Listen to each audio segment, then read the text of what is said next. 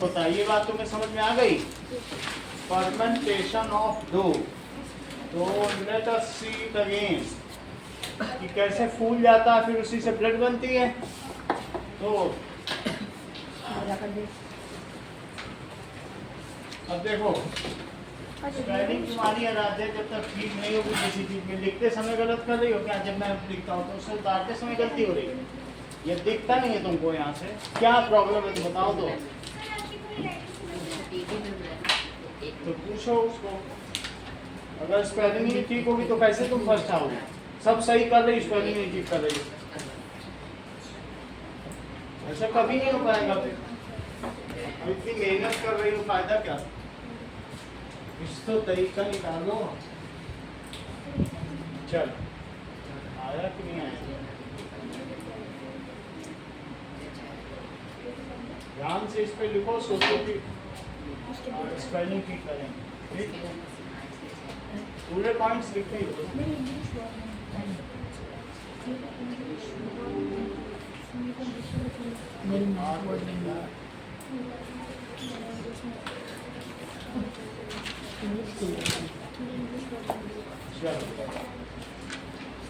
ना अब देखो,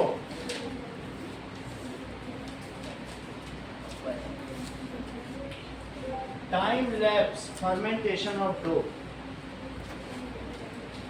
ध्यान दो इधर, दृष्टि इधर ध्यान दो। ये इसमें देखो डो तुम्हें बढ़ता हुआ दिख रहा है? तो इसमें ईस्ट डाल दिया, और ईस्ट डालने से देखो थोड़ा बढ़ा, दिख रहा है? तो यही बढ़ा हुआ पहले कितना छोटा था, बढ़ते बढ़ते इसका फर्मेंटेशन होगा, और फिर जब केक होगा तो फिर अभी देखो CO2 निकल रहा है ना, और धीरे धीरे बैटर और बढ़ता चला जाएगा। तो ये चीज हो रही है, ऊपर उठता चला जा रहा है, ऊपर से क्या कैमरा लगा है। तो ईस्ट अपना क्या करना है? रिप्रोडक्शन करना है। और उसी तरीके से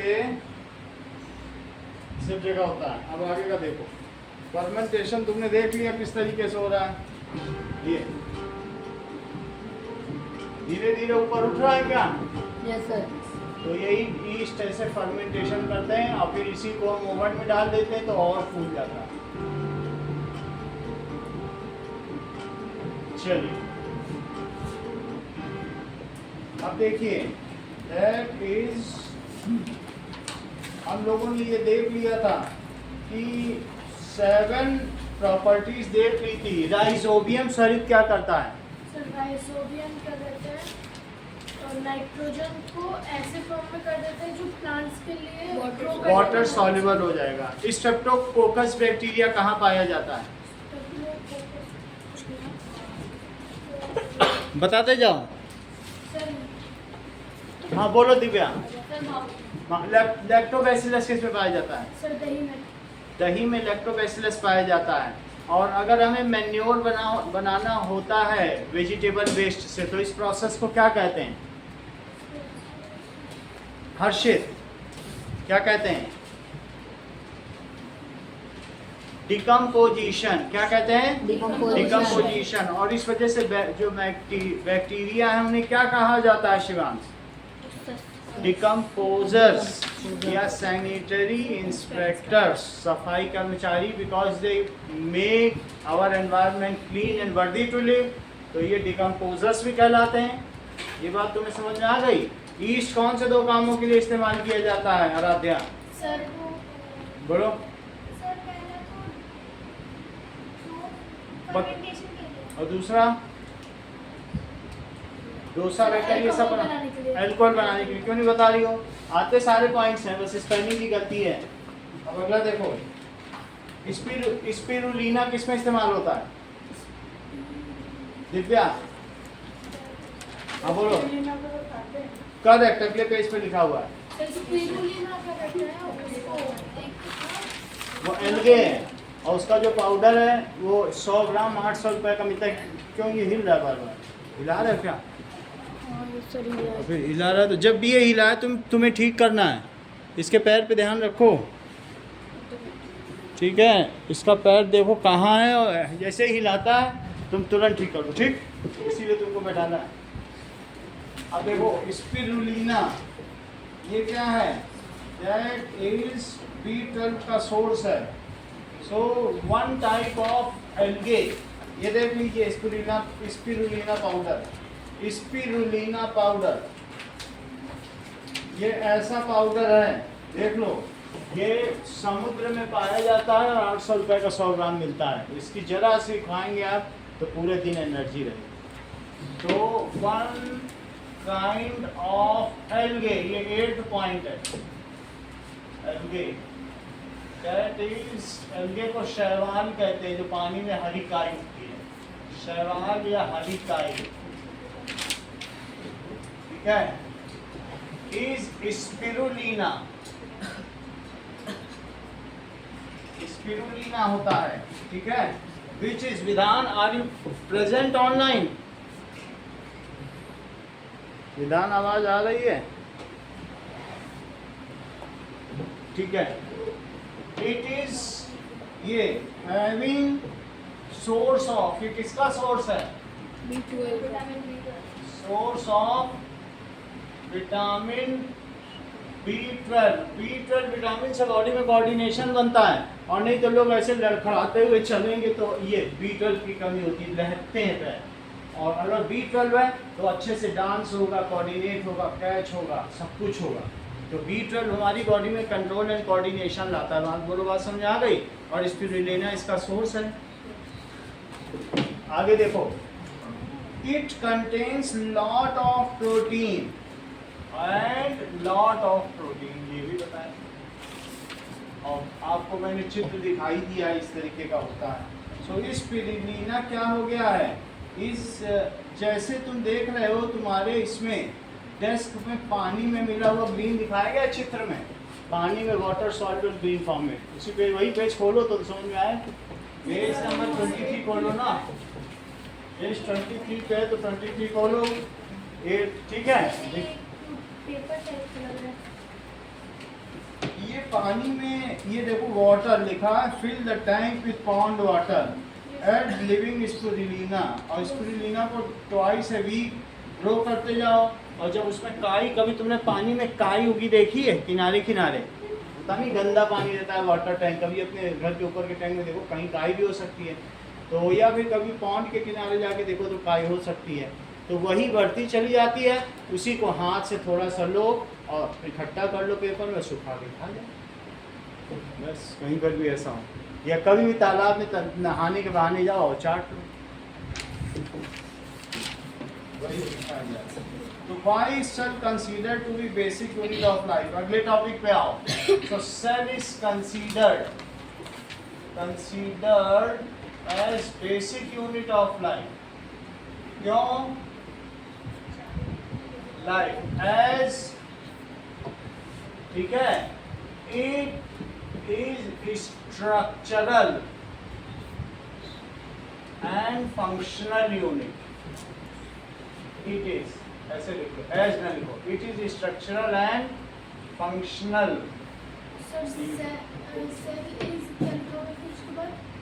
सेल इज कंसीडर्ड, सेल क्या कंसीडर किया जाता है? Cell is considered as basic unit of life, it is structural and functional unit of life. All living organisms, सभी लिविंग ऑर्गेनिजम्स किससे बने? Organisms are made of cells। तो जब सभी कुछ सेल से बना है, so cell is called basic unit of life। इसलिए सेल को क्या कहा जाता है?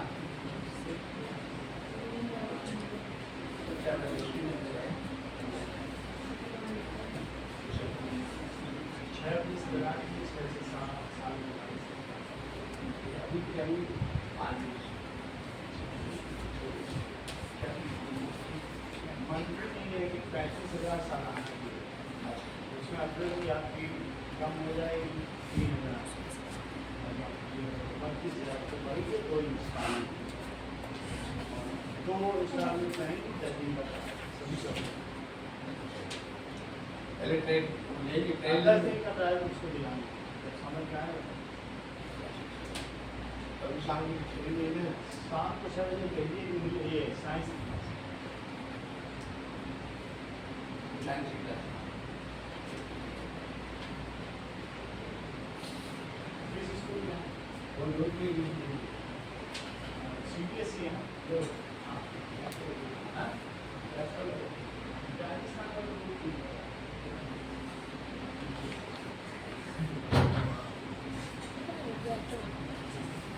All living organisms made of cell, इसलिए स्ट्रक्चरल यूनिट है, ठीक है।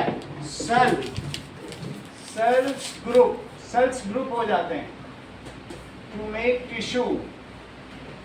सेल ग्रुप हो जाएंगे तो क्या बनाएंगे? Tissue group to make tissue group to make organ और organ group group to make organ system and many organ system coordinate with each other to form organism. Many organ system आपस में coordinate करेंगे, coordinate with each other। किसी spelling को पूछना और आध्या तो पूछ लेना। Coordinate with each other to form organism.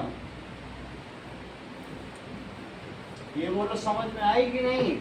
इसलिए सेल को क्या कहा जाता है? इसलिए कोशिका को जीवन की संरचनात्मक इकाई कहा जाता है। So cell is called structural unit of life. So cell is called, जितना स्वरूप लिखो सही सही लिखना है ना, गलत स्पेलिंग लिखोगे तो फिर गड़बड़ होगा। Cell is called structural. जहां ना समझ में आए महावीर का देख लेना, महावीर सही लिखता है। Structural unit of life. कितनी बात हो गई? सही है। अगला देखो, सेल को फंक्शनल यूनिट क्यों कहा जाता है? सॉरी, क्योंकि सर उसके अंदर भी फंक्शन होते रहते हैं। ठीक ठीक बताओ, why cell is called functional unit? हमारे अंदर जितने फंक्शन होते हैं वो सारे सेल के द्वारा किए जाते हैं। हाँ, whatever functions are done in us like growth, चाहे respiration, that are done by cell only। अगर तुम बीमार होते हो तो तुम्हारा एक ड्रॉप ब्लड मांगा जाता है, उसके सेल की जांच होती है और उस सेल में ये देखा जाता है क्या कमी है, फिर डॉक्टर जान जाता है यही कमी शिवांश में होगी। फिर तुम अगले दिन नहीं भी जाओगे, वो एक ड्रॉप ब्लड देख लेगा, उसी को शिवांश मान लेगा, कहेगा इसमें ये कमी है, ये बीमारी है, ये ले जाओ, मम्मी को अगले दिन भेज दो, तो फिर वो दवा दे। तो whatever is disease in our cell, वही हमारे अंदर डिसीज। सही है कि नहीं? जैसे कि अगला देखो, all functions performed in us, all functions performed in us are performed, वो किसमें परफॉर्म्ड होते हैं? In cell only. जैसे कि example, rating of glucose and releasing energy, glucose को तोड़ना एंड रिलीजिंग एनर्जी, इसको क्या कहते हैं? हम लोग ग्लूकोज खाते हैं, रोटी खाते हैं और उसको तोड़ के एनर्जी मिलती है, उसको कहते हैं रेस्पिरेशन। क्या कहते हैं? तो रेस्पिरेशन किस में होता है? सेल में होता है, ठीक है। One cell dividing into many cell, यानी सेल डिवीजन, ग्रोथ और एक्सक्रीशन। एक्सक्रीशन भी किसमें होता है? एक्सक्रीशन का क्या मतलब है?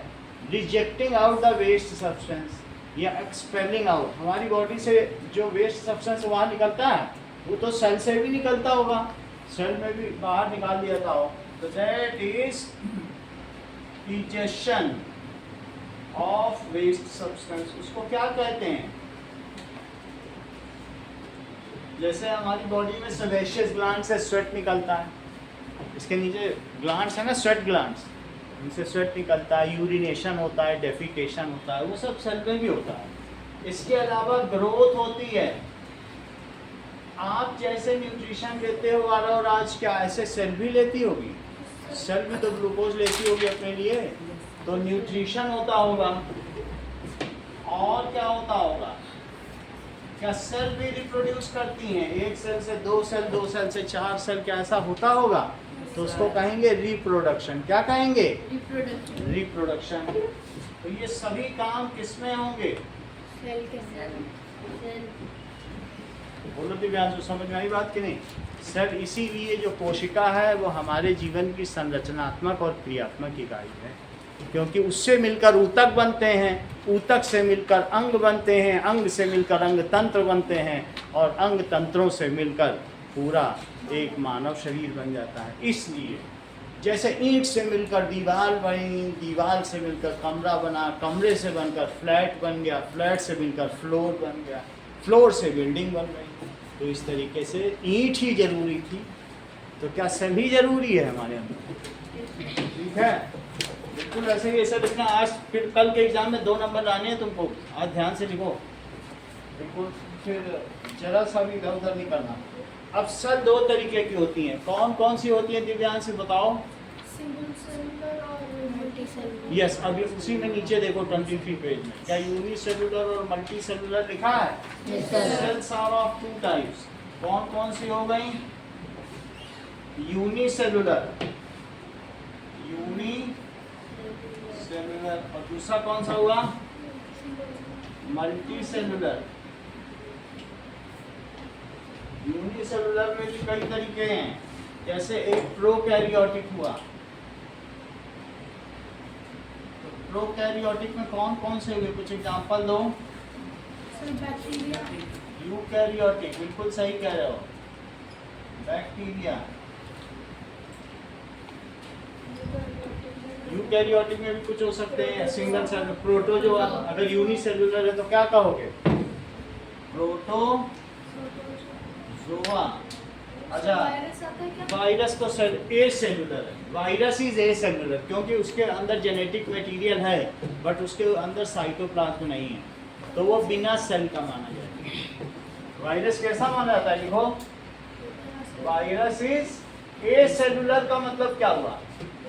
नहीं वो जो नहीं उसके ए सेलुलर, यानी without cell. It contains genetic material. इसमें क्या है? जेनेटिक मटेरियल है, तो फिर जेनेटिक मटेरियल का मालूम होता है। But no cytoplasm and cell membrane. बस जेनेटिक मटेरियल न्यूक्लियर मेम्ब्रेन से बस ऐसे ही है। यही वायरस है। न्यूक्लियर मेम्ब्रेन से बस घिरा हुआ। हाँ, यही वायरस है बस। और बाकी बाहर में कुछ प्रोटीन्स लगे सर रहते वहाँ पर विदाउट सेल होगा ना? हैं। ये ना, तो विदाउट सेल। सही है। ए सेलुलर का क्या मतलब है? Without cell. तो वो इन सब में नहीं आएगा। मल्टी सेलुलर में कौन कौन से आते हैं बताओ? क्या प्लांट्स आ जाएंगे? सर फंगी प्लांट्स आएंगे। बहुत अच्छा, दैट इज फंगी। फंगी में 2 एग्जांपल बताओ। माउथ फंगी और bread mouth. Red mould, mould और बोलो। ठीक है, वैसे ईस्ट भी फंगी का एग्जांपल है, बट वो सिंगल सेल में है। सही है, ईस्ट सिंगल यूनिसेलुलर है। अदरवाइज और बहुत सारे मशरूम लिख लो। मशरूम और पेनिसिलियम एक फंगी है। बोलो, एस्परजिलस एक फंगी है, तो लिखो पेनिसिलियम। इन सब के वो बना चुके हैं। और एस्परजिलस। अच्छा, दूसरा बताओ कौन सा तुमने बताया? प्लांट्स। प्लांट्स अपना खाना खुद बनाते हैं, फंगी नहीं बना सकते। ठीक है, ये देखो, जो फंगी होगा उसकी सेल वॉल किसकी बनी होगी? ये फंगी है, इसके अंदर ग्रीन कुछ नहीं होगा, न्यूक्लियस भी होगा। इसकी सेल वॉल किसकी बनी है? काइटिन। किसकी बनी है? काइटिन सेल वॉल है। और मुझे बताओ ये प्लांट सेल है, प्लांट सेल की सेल वॉल दिव्या किसकी बनी है?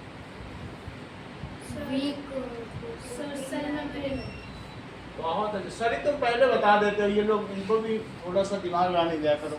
सही कह रहा है sir, that is cellulose, that is cell wall. सही है, ये प्लांट सेल है। सही। तो प्लांट सेल की सेल वॉल, सेलुलोज तुमने कभी देखा है? 100% सेलुलोज देखा है? रुई, कॉटन देखा है? That is cotton is 100% cellulose. Cotton के भी पेड़ होते हैं तो वो 100% सेलुलोज है। लकड़ी, ये सब सेलुलोज है। ये देखो, दैट इज कॉटन भी सेलुलोज है। ये कॉटन का सीड,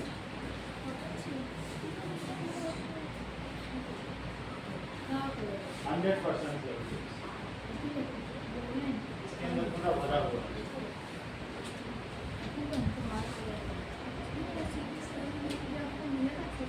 मेरा कुछ नहीं, तो ऐसे ही हाँ हट जाएगा। बहुत सारे सीड्स कई तरीके के होते हैं, इसके अंदर रखो। उसमें सीड्स होंगे। ऐसा नहीं है कि ठीक है, कई तरीके के कॉटन भी हैं अलग अलग। समझ में आया? सर गाँव में हमारे है ना? तो कॉटन तुमने देख लिया ना। सेलुलोज, खीरा 99.7% सेलुलोज। हम लोग सेलुलोज पचा नहीं सकते। अगर तुम खीरा खाते हो 1 हफ्ते तक तो क्या होगा बताओ? उससे तुमको कोई एनर्जी नहीं मिलेगी, जान निकल जाएगी, मर जाओ। हाँ, जब फिर सलाद खाने से एनर्जी नहीं मिलती। सलाद सिर्फ हमारे डाइजेस्टिव सिस्टम को क्लीन करता है। इसीलिए कहते हैं कि आधे घंटे पहले सलाद खानी चाहिए, जिससे पूरा डाइजेस्टिव सिस्टम क्लीन हो। सलाद सिर्फ पेट भरता है, एनर्जी नहीं देता। बोलो, बात समझ में आ गई आपको कि सलाद का क्या काम है? अब अगला देखो। नाउ नेक्स्ट इज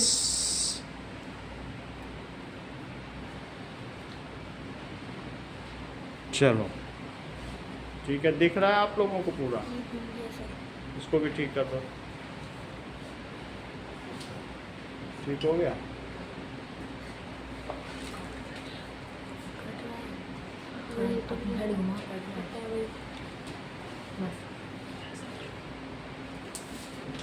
हुआ?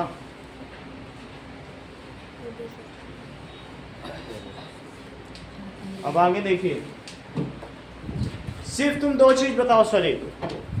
जो फंगी है उसकी सेल वॉल किसकी बनी होती है? या भूल ही जाता तो करें क्या? बोलो। फंगी की सेल वॉल किसकी बनी होती है? Chitin, chitin sugar. और ये बताओ, प्लांट्स की सेल वॉल किसकी बनी होती है? ये भूल जाती ना चक्कर। ये तो स्पेलिंग की वजह सारा इशू है, भूल गई स्पेलिंग। तो प्लांट की सेल वॉल किसकी बनी है बोलो? और फंगी की सेल वॉल? काइटिन बोलो। काइटिन बुलाते हो क्या? ठीक है, इतनी बात हो जाती है। अब बोलो, एनिमल की सेल वॉल किसकी बनी होती है? होती ही नहीं है। स्मार्टली जवाब दिया करो जो पूछा जाए। जब मैं कहूँ एनिमल की सेल वॉल किसकी बनी है, कह दो होती ही नहीं है एनिमल में सेल वॉल। जब ऐसे बोलोगे तभी तो जीतोगे। है? फंगी में सेल वॉल काइटिन किसकी बनी है? काइटिन। और प्लांट की सेलुलोज। दिमाग यही रखो आराध्या, जो पूछा जाए स्मार्टली आंसर दिया करो। एक पूछूं 4 बताओ, ठीक है? सिर्फ तुम फंगी के 5 एग्जाम्पल बिना रुके बताओ। हाँ, अटकी जाती हो हर सवाल में तो नंबर कहाँ से आएंगे? लोग तुम्हारे साथ में बैठी हैं। स्मार्ट बनो। एनिमल, सोचने लगती हो। अभी मैं पूछूं तुम्हारा नाम, अरे सर वो अ से शुरू हो रहा था, क्या नाम है? ऐसा करने लगती हो। स्वा से बोलूंगा, क्या सा सा सा सा के आगे रे भी तो बोलो। सारे गामा पधनी सा। अपना नाम बता दो। तुम सा पे अटक जाते हो। लो, इतना स्मार्टली बता। अब एनिमल हो गया, अगला देखिए। कैसे इतनी जल्दी बता रहे हैं? नाउ एक्सरसाइजेस पे आइए। सर वो वायरस में ऐड के बाद कुछ नहीं है। वायरस में क्या है? बट नो साइटोप्लाज्म, एंड और उसमें कोई साइटोप्लाज्म नहीं है, and cell membrane. Correct. Exercise पे आइए। जब साइंस का सेकंड चैप्टर खत्म होगा तब हम लोग एसएसटी शुरू करेंगे, पहला चैप्टर। चलिए, keep the curiosity live. Question number 1 देखो।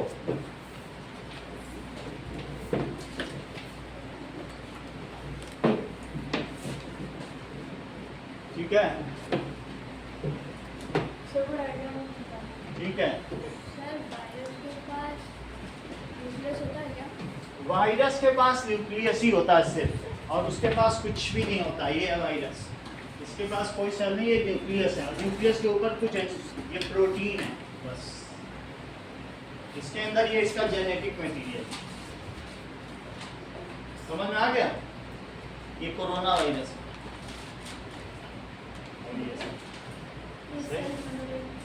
इस तरीके से। अब आगे देखो, पहले सवाल का आरंभ जवाब सर दो। ये न्यूक्लियस मेम्ब्रेन से ढका होता है ना? Nucleus membrane. न्यूक्लियस के ऊपर न्यूक्लियर मेम्ब्रेन, न्यूक्लियर मेम्ब्रेन बोलो। Now exercises. चलो, various parts of cells are given below. Write them in appropriate place in following diagram that is common in all three cell. तुमको ऐसे बनाने के दिया गया है, ये देखो। तो मुझे बताओ, ये है प्लांट सेल। जो प्लांट सेल में हो उसको इधर लिखना, और जो एनिमल सेल में हो उसको इधर लिखना, और जो कॉमन हो दोनों में हो वो बीच में लिखना। बोलो आराध्या, न्यूक्लियस कहाँ लिखे? सर न्यूक्लियस बीच में। That is nucleus. तुमने शरीर के बाद बोला है क्लोरोप्लास्ट। सर क्लोरोप्लास्ट प्लांट में। प्लांट और शरीर थोड़ी देर रुक जाओ। That is chloroplast. Chloroplast. Aradhya, cytoplasm. बहुत अच्छा, इस बार तो तुमने अच्छा बता दिया। साइटोप्लाज्म दोनों में चाहता हुआ। वेरी गुड, हर चीज तुम्हें पता है। Cell wall. Sir cell wall both. बहुत अच्छा। Sir only plant. ये इतना कैसे जान रहा है? ठीक है, अब देखो cell membrane. Sir both. Cell membrane. और बताओ, nucleoid. Sir both. Both. So nucleoid. अगर यहाँ लिखना होता सॉरी कुछ, तो मैं क्या लिखता? Cell wall. बोलो। सर सेल एनिमल में। एनिमल में अगर इसमें नहीं है वो होता। हाँ बता। गोल्गी नहीं सॉरी सेंट्रोइड। सेंट्रियोल। सेंट्रियोल। वो इसमें सही है। लाइसोसोम। और लाइसोसोम। लाइसोसोम। लाइसोसोम। चलो बहुत आता है। अगला क्वेश्चन देखो। आनंदी ने 2 टेस्ट ट्यूब लिखी और दोनों टेस्ट ट्यूब ए और बी में ईस्ट डाल दिया। तुमने देखा था कि ईस्ट कौन सी गैस निकालता है? बोलो शुगर को। CO2 गैस निकालता है। तो बोलो कौन सा टेस्ट ट्यूब में उसने ईस्ट डाला होगा? क्या तुम डायग्राम देख के बता सकते हो? सर बी वाले में डाला। क्योंकि CO2 अगर होगा तो बैलून फूल जाएगा। बैक्टीरिया का दिख रहा है। Only in bacteria cell. तो बैक्टीरिया सेल में क्या पाया जाता है? सर कॉमन में भी बैक्टीरिया का भी है। कॉमन है, तो इस तरीके से कॉमन है 3 सेल में, तो हमें फिर अलग से डायग्राम बनाना पड़ेगा। एनिमल सेल, अब डायग्राम ही अलग बन जाएगा। प्लांट सेल और बैक्टीरिया सेल। तो ये मैंने गलत लिखा दिया, न्यूक्लियोइड गड़बड़ी लिखा दिया। न्यूक्लियोइड किसमें पाया जाता है? क्योंकि यहाँ न्यूक्लियोलस पाया जाता है। क्या पाया जाता है? न्यूक्लियोलस। इसे कट करो। क्या पाया जाता है इन दोनों में? न्यूक्लियोलस। समझते हो? न्यूक्लियोलस, सही है। और बैक्टीरिया में क्या पाया जाएगा? न्यूक्लियोइड, ठीक है। Not well defined genetic material खुद ऐसे ही तैरता रहता है, और उसको क्या कहते हो तुम लोग बोलो? जो ये जेनेटिक मटेरियल तैर रहा है दिव्यांशु, उसको क्या कहते हो? एक नंबर से ज्यादा बताते ही नहीं हो, तुम्हारा लक्ष्य बस एक नंबर पाना। न्यूक्लियोइड अभी बोल रहा हूँ, बोलो उस चीज को, मैं बोल रहा हूँ उसको रिपीट क्यों नहीं कर रहे हो? सर जेनेटिक मटेरियल में उसको क्या कहते हो जो इसका सेंट्रल जेनेटिक मटेरियल रीजन है? न्यूक्लियोइड, ठीक है। ये है, इस चीज को लिखो।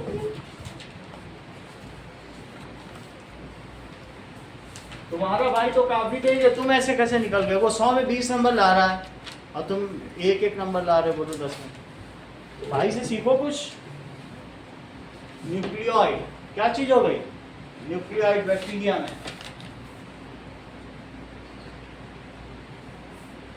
न्यूक्लियोइड, और बोलो, ये तो मैंने बैक्टीरिया लिख दिया, ये कौन सा सेल है ऊपर? Animal cell. जो एनिमल सेल में हो वही एनिमल सेल में लिखना, हो कॉमन हो तो बीच में लिखना, और जो एनिमल और प्लांट में कॉमन हो वो यहाँ लिखना। जो तीनों में कॉमन हो, ये क्योंकि 3 डिस्क मिल रही हैं, और एनिमल और प्लांट में कॉमन हो तब यहाँ लिखना, ये प्लांट सेल। तो मुझे बताओ, न्यूक्लियोइड तो मैंने यहाँ लिख दिया, मर्दिया, साइटोप्लाज्म कहाँ लिखो? कॉमन इन ऑल, तो लिख लो दैट इज साइटोप्लाज्म। अगला बताओ, सेल वॉल किस में लिखूं? प्लांट। बोलो, केवल प्लांट। हाँ बोलो दिव्यांशु,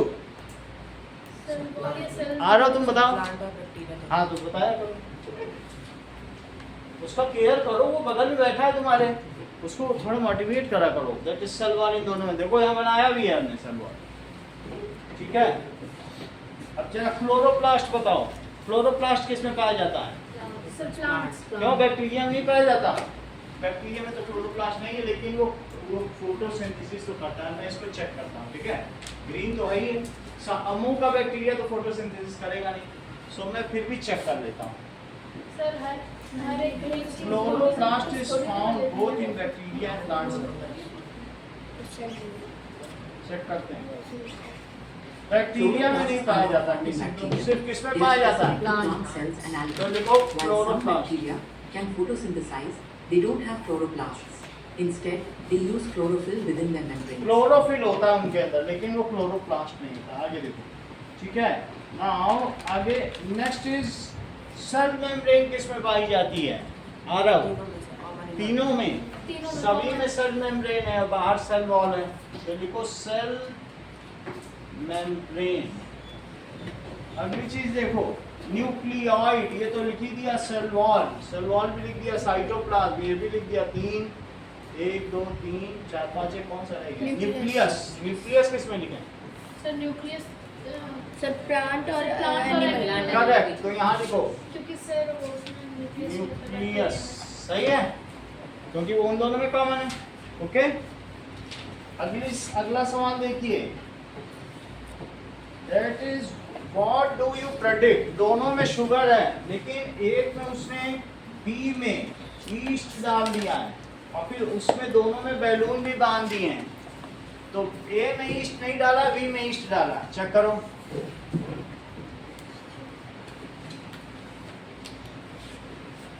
विधान बोर्ड क्लियर दिख रहा है? चलो, that is there are 2 test tube, और 2 टेस्ट ट्यूब में बैलून लगा दिया। ए टेस्ट ट्यूब का जो बैलून था वो ऐसे ही बस ये रह गया, और जबकि बी टेस्ट ट्यूब का जो बैलून था वो कैसा हो गया?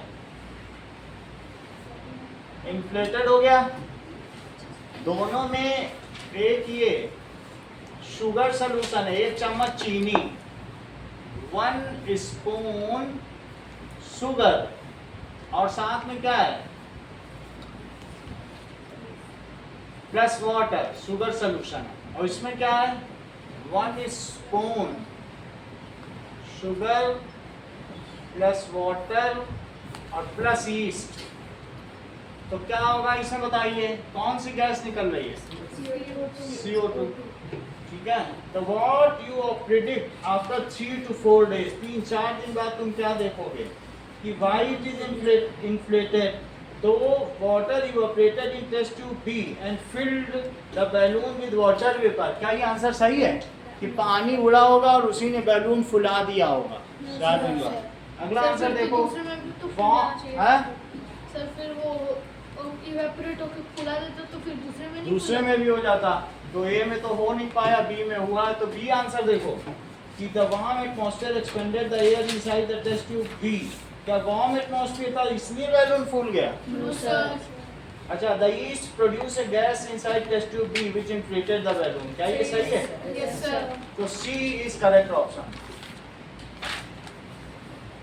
अगला देखिए, she took another test tube, 1/4 filled with lime water. She removed the balloon from test tube B in such a manner that the gas inside the balloon did not escape. उसने balloon निकाल लिया लेकिन हवा भरी रही और अब lime water में डाल दिया। She attached the balloon to test tube with lime water and shook it well. What do you think she wants to find out?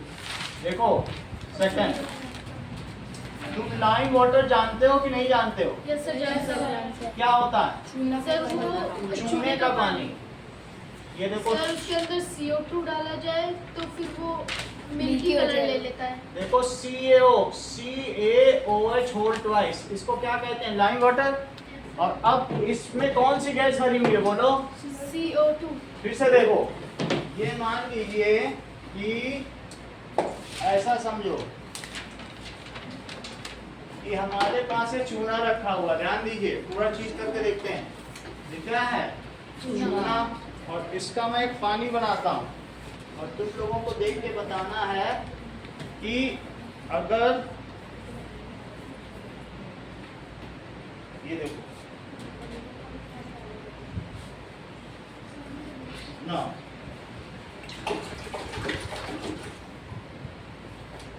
अब देखो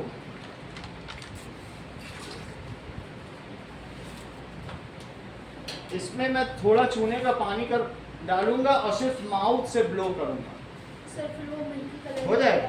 यस सर। चेक करें, कुछ तो सब जानता है। ये चूना है, ठीक है, अब इसमें मैंने डाल दिया। सर आपको कुछ चूना है कहाँ से? ये तो 2 रुपए का खरीदना पड़ा, ये तो वो फ्री में दे ही नहीं रहा था, क्या करूं? नहीं सर, मैं दुकान का पूछ रहा हूँ। ये बगल में, ये जो अंडे वाली एक दुकान है ना, हाँ। उसी के बगल में था। ये देखो, अब इसको मैं क्या कर रहा हूँ, पानी में डालो। पानी में ले लेता हूँ, तो इसमें कौन सा सोल्यूशन बन जाएगा? Lime water. ये लाइम वाटर सोल्यूशन बन गया, यस सर। सही है। ये देखो, उसको घोल लिया हमने, लेकिन अभी भी इसमें तो कलर है ना, पहले से ही मिल्की होगा तो फिर हम कहाँ पता लगा पाएंगे? लगा पाएंगे? लाइम वाटर बन गया कि नहीं बन गया? अब जरा देखो, लाइम वाटर बनने के बाद इसको मैं ज़्यादा ब्लू कर दी तो ये वापस नॉर्मल कलर में आ जाएगा। करेक्ट। अब जरा देखो, ज़्यादा ब्लो कर दिया तो पहले नॉर्मल में आ जाएगा। इनकी सारी बातों पे ध्यान दीजिए अगर अच्छे नंबर लाने हैं तो। ये देखो, इसको मैं लाइम वाटर सॉल्यूशन को फिल्टर कर ले रहा हूँ, तो कुछ तुम्हें पानी गिरता हुआ दिख रहा है? तो लाइम वाटर सॉल्यूशन में से मैं बिल्कुल अब ट्रांसपेरेंट ही कर ले रहा हूँ उसको। ये देखो, और इसमें मैं जस्ट ब्लो करूंगा, ये मिल्की हो जाएगा। क्या तुम जो मुंह से हवा निकालते हो या फूकते हो, वो कार्बन, क्या उसमें CO2 रहती है? सर। क्योंकि हमारी बॉडी में रेस्पिरेशन होता रहता है, तो रेस्पिरेशन होने की वजह से क्या होगा? CO2 तो रहेगी ना।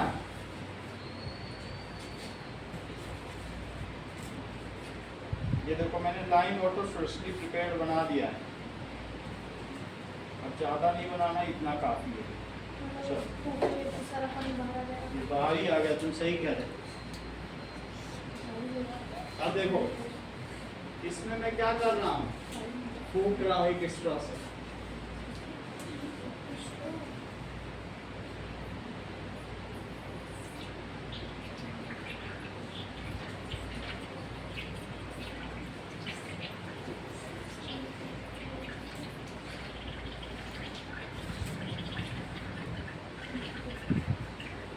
कुछ बदला? अभी तक नहीं बदला। सर बहुत ठंड लग रही है। सर थोड़ा बहुत बदलाव दिख रहा है।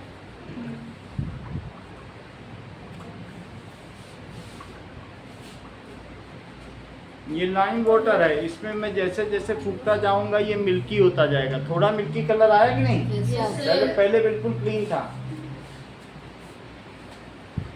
अभी वापस नॉर्मल नहीं आएगा, हो जाएगा। जाएगा। वापस नॉर्मल लगता है बड़ी स्टोर लेनी पड़ेगी। कम आवाज आ रही है।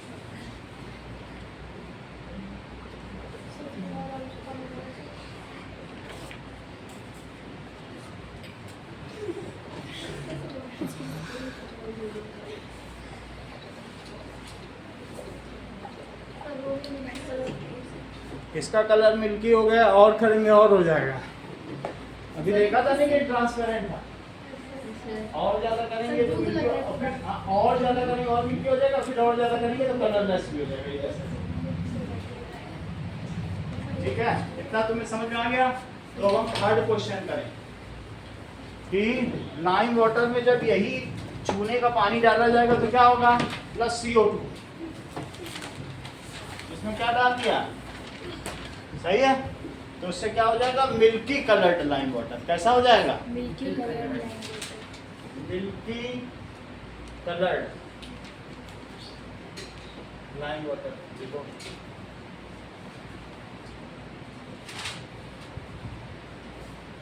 चलो, इसका मतलब है ये कैल्शियम हाइड्रोक्साइड को लाइम वाटर कहते हैं। इसका क्या नाम है? Calcium hydroxide.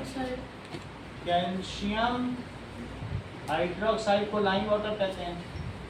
और उसमें क्या डाला बोलो? कार्बन डाइऑक्साइड, और इन दोनों को मिलने से क्या हुआ? Calcium carbonate. यहाँ क्या चीज बनी? CaCO3, मार्बल बन गया।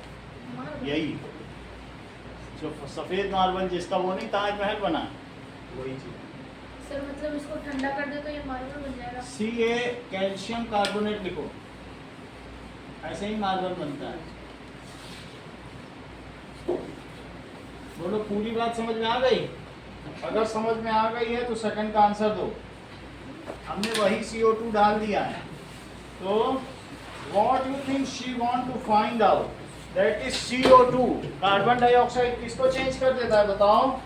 Carbon dioxide change transparent lime water milky. क्या लिखोगे? CO2 changes. क्या लिखोगी Divya? CO2 changes transparent lime water. Lime का मतलब चूना, तो उस लाइम वाटर को वो क्या कर देगा? मिल्की।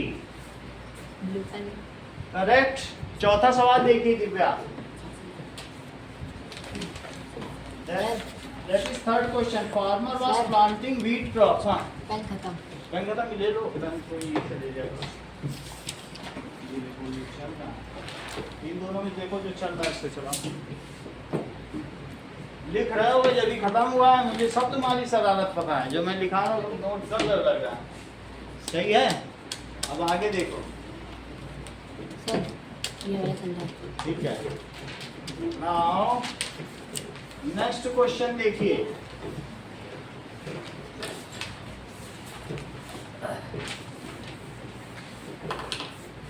कि थर्ड क्वेश्चन पढ़ा मटिया आपने? A farmer was planting wheat crops in his field. He added nitrogen-rich fertilizer to get a good yield. So in his neighborhood field, another farmer was growing bean crop, but she preferred not to add nitrogen fertilizer. So can you think of the reason?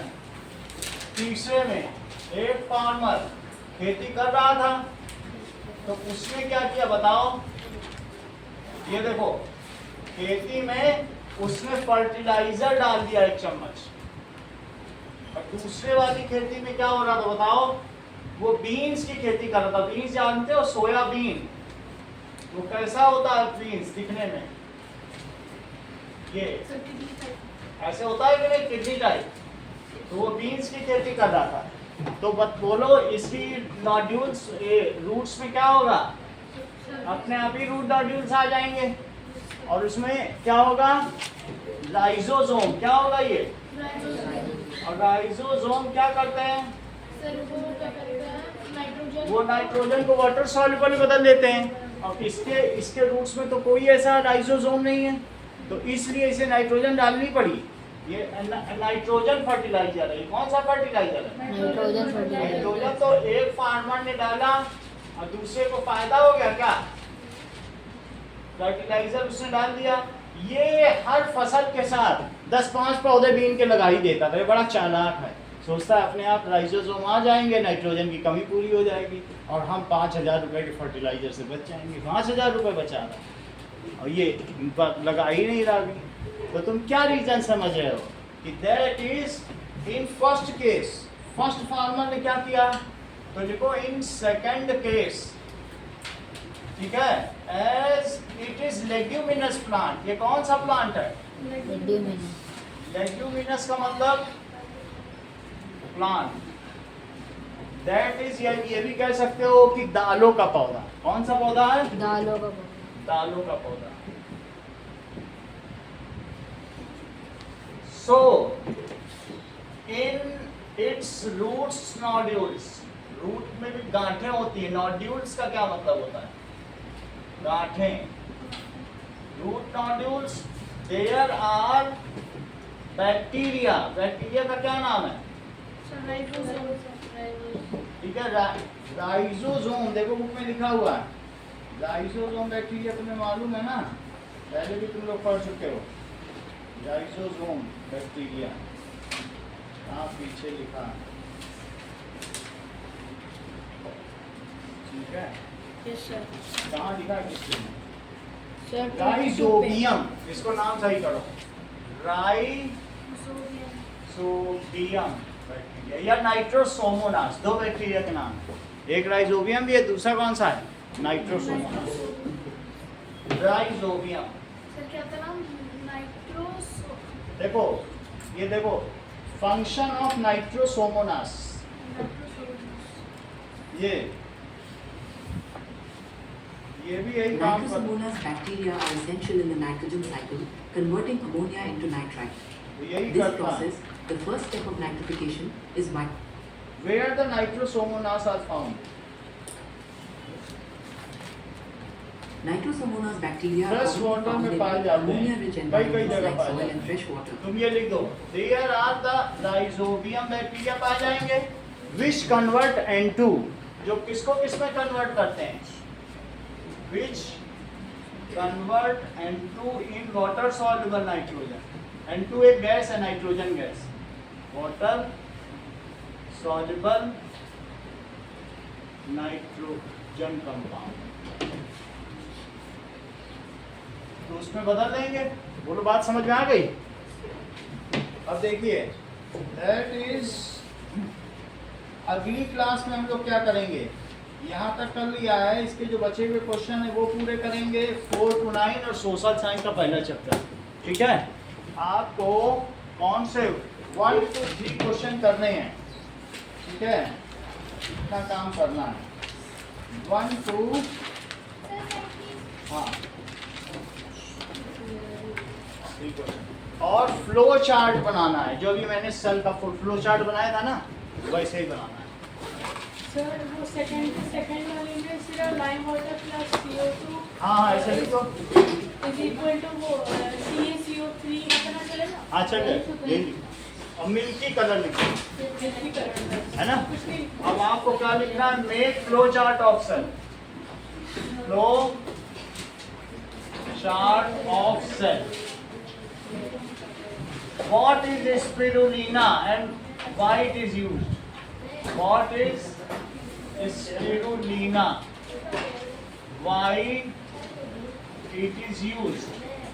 Sir इसका तो बहुत बड़ा paragraph है हैं? इसका तो बहुत बड़ा पैराग्राफ है पैराग्राफ में स्पिरुलिना क्या होता है, ये अलगे होता है कि बैक्टीरिया होता है, किस लिए यूज होता है लिख देना। और तीसरी चीज that is what happens when CO2 is added to lime water। ठीक है। चौथी चीज which gas is released when yeast is mixed with sugar? Which gas is released when yeast is mixed with sugar? Make 3 circles overlapping each other and write the components which are found in bacteria। खुद ही लिखना है which are, हाँ जो bacteria में पाए जाते हैं bacteria में लिखो, जो जिसमें पाए जाते हैं जो कॉमन है वो कॉमन में लिखो। Make 3 circles। सर अगर सर्कल बना के नहीं करें ऐसे करें तो ओवरलैप कराओगे तभी तो होगा ना कि तीनों में जो पाए जाते हैं, और कोई दोनों में पाए जाते हैं कोई तीनों में पाए जाते हैं। बोलो सही है। Each other and right. Sir ऐसे नहीं कर तो जो दोनों में पाए जाते हैं उसमें कैसे लिखो, और जो तीनों में कॉमन है फिर कुछ वैसे नहीं लिखना है, क्योंकि फिर तुम प्लांट और बैक्टीरिया का छोड़ है, वैसे तो 10 लाइन लिख डालो। Right any 10 components. 10, कोई ज्यादा नहीं लिखने, 10 ही लिखने इन प्रॉपर प्लेसेस। सही है। सर टोटल या सभी का जाता है फिर सारे कॉलम भर नहीं पाएंगे, 6 लिखने से नहीं होंगे। 6 से ज्यादा तो हमने लिखा दिए, 10 तो लिखा ही दिए। 6 लिखवाया अपने लिखो। अब जैसे सेंट्रियोल लिखा था उसको इसको छोड़ दो, सेंट्रियोल लिख देना।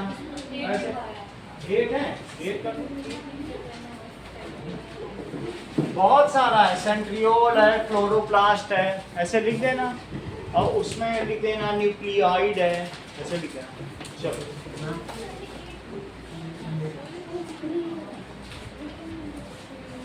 हाँ, संडे टेस्ट की कॉपी सबने जमा कर दी?